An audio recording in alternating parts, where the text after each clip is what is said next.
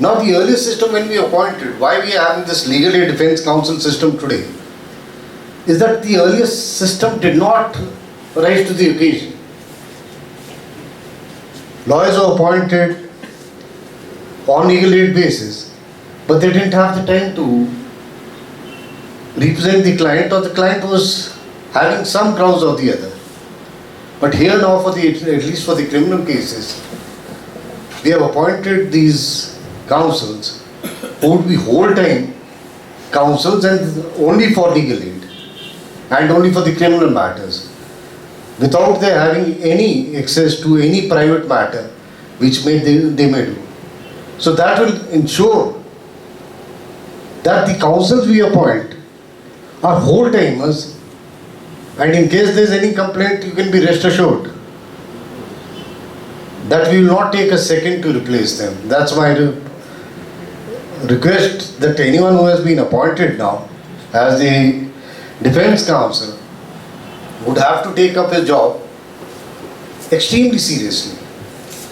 After all, we can't defeat the rights of the poor citizens for whom these welfare measures have been incorporated by way of a legislation, and that will keep in tune with the spirit of the Constitution of India.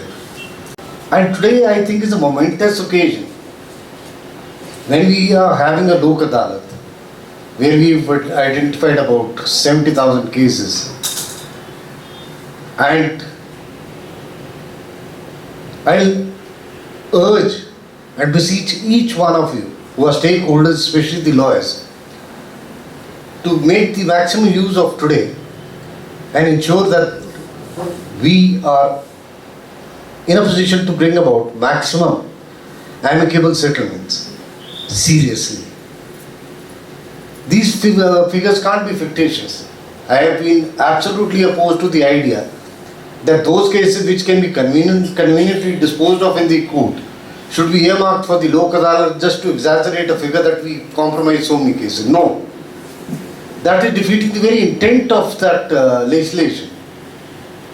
We need to be very serious on this. Because earlier I have always found, and I don't blame my colleagues for that we have been identifying those cases which otherwise stood settled.